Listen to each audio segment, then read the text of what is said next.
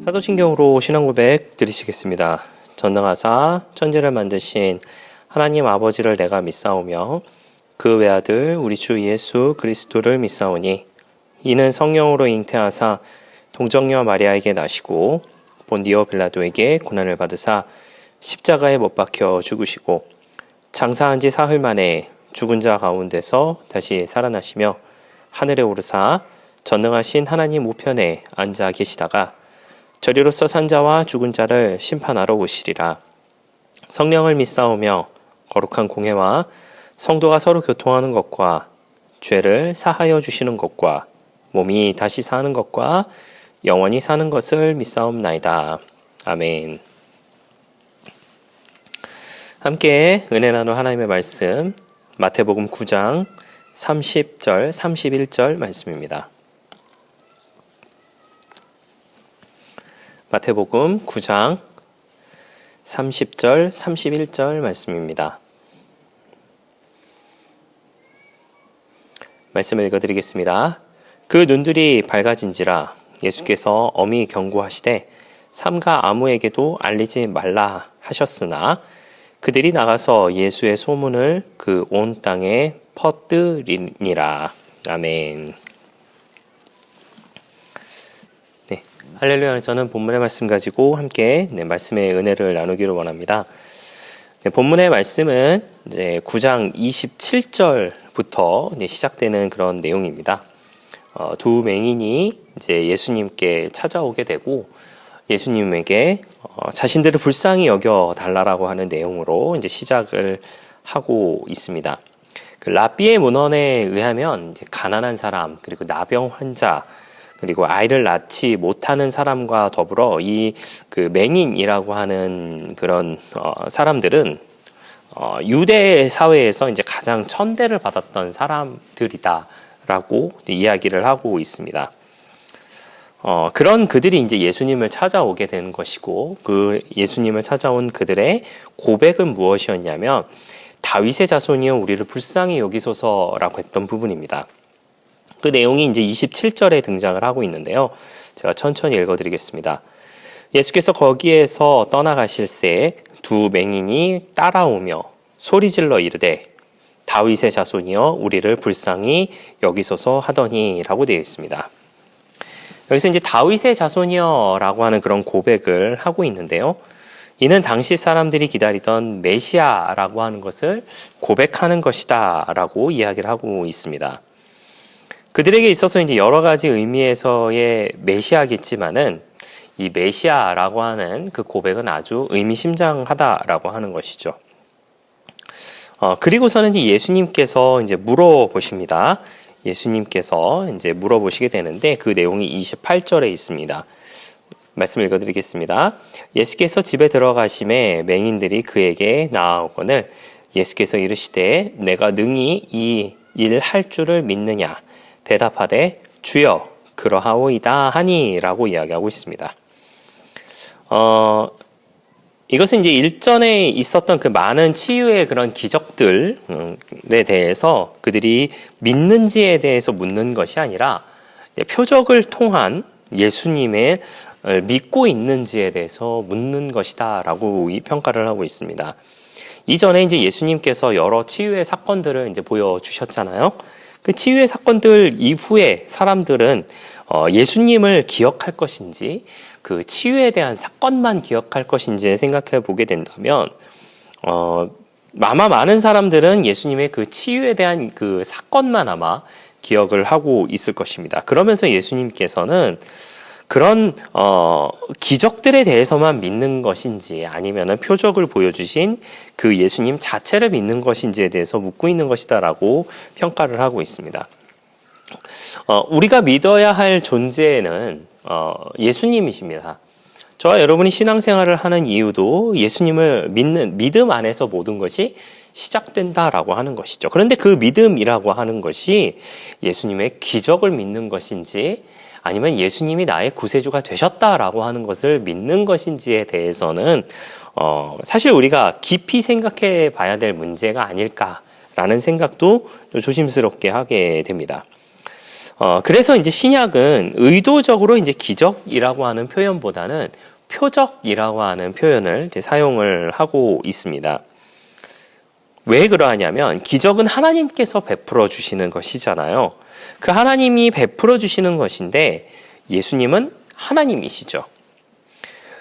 그렇다면 예수님이 베푸시는 그 기적은 예수님께서 하나님이시다라고 하는 것을 보여주기 위함이다라고 하는 것으로 봐야 한다라고 하는 것이죠. 그래서 신약은 의도적으로 표적이라고 하는 표현을 사용을 합니다.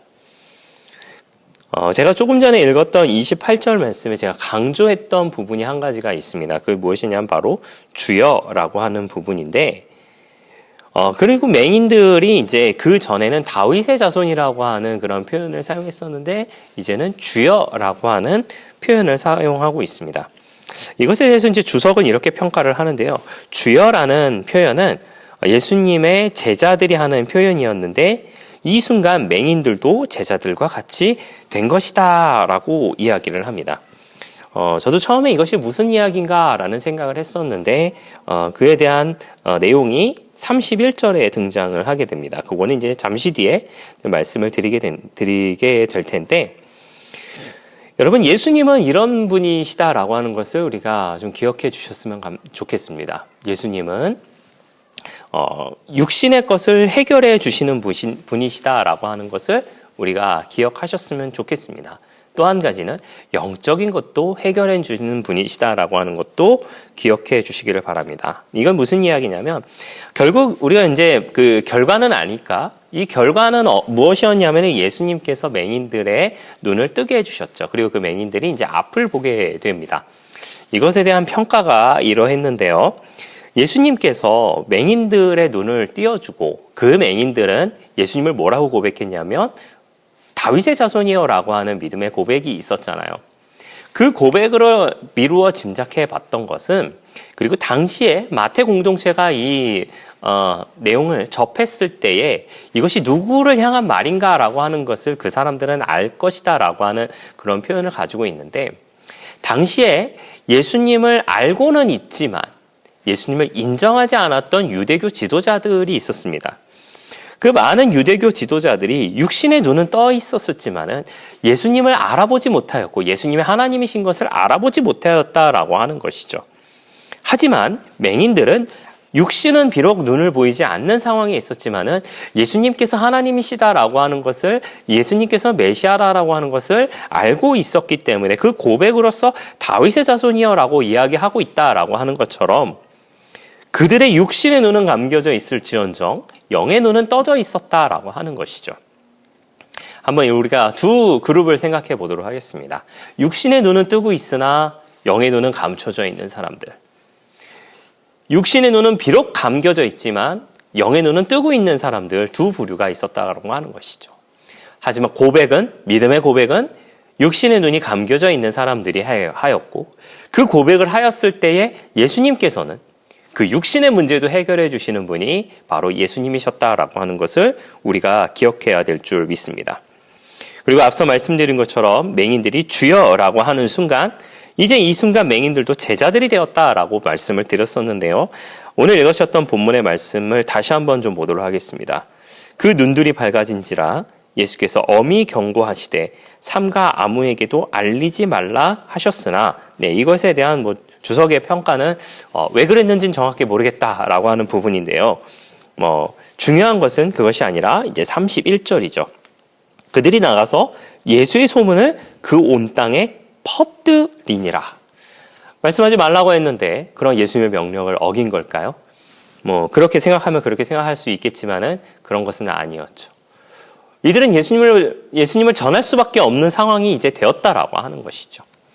예수님을 체험하니, 구세주를 체험하니, 이분이 참 구세주다라고 하는 것을 아는 순간 전하지 아니할 수 없는 사람들이 되었다라고 하는 것을 이야기합니다. 그래서 주여라고 말하는 그 순간 이제는 예수님의 제자와 동등한 입장이 되었다라고 이야기를 하고 있습니다. 여러분, 우리는 어떨까요? 첫 번째로 우리가 믿는 대상은 예수님이십니다. 예수님이 베풀어 주시는 기적을 믿는 것이 아니죠. 우리도 어떻게 보면은 유대교 지도자들처럼 육의 눈은 뜨고 있을지언정 영의 눈은 혹시나 감겨져 있지는 않은지 돌이켜 생각하는 우리가 되시기를 부탁을 드리겠고요.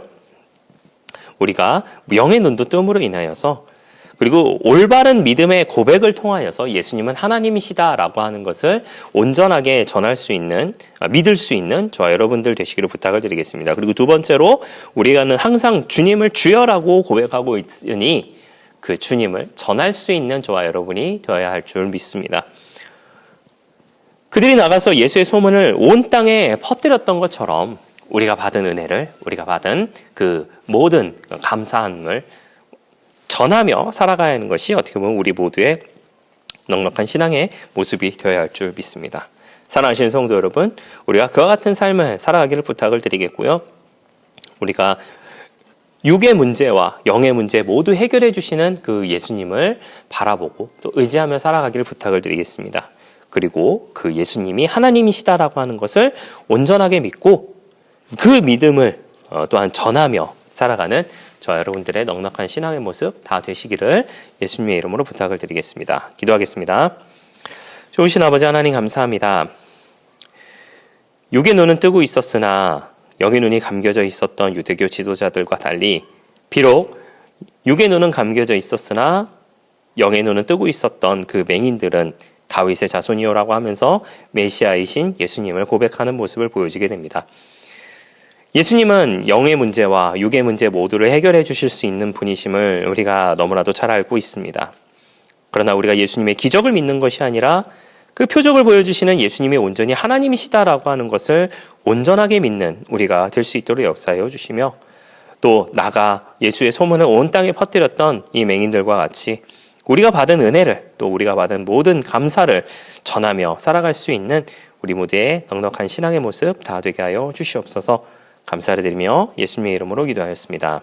아멘. 주기도문으로 마치겠습니다. 하늘에 계신 우리 아버지여, 이름이 거룩히 여김을 받으시오며 나라가 임하시오며 뜻이 하늘에서 이루어진 것 같이 땅에서도 이루어지이다. 오늘 우리에게 일용할 양식을 주시옵고 우리가 우리에게 죄 지은 자를 사하여 준 것 같이 우리 죄를 사하여 주시옵고 우리를 시험에 들게 하지 마시옵고 다만 악에서 구하시옵소서. 나라와 권세와 영광이 아버지께 영원히 있사옵나이다. 아멘.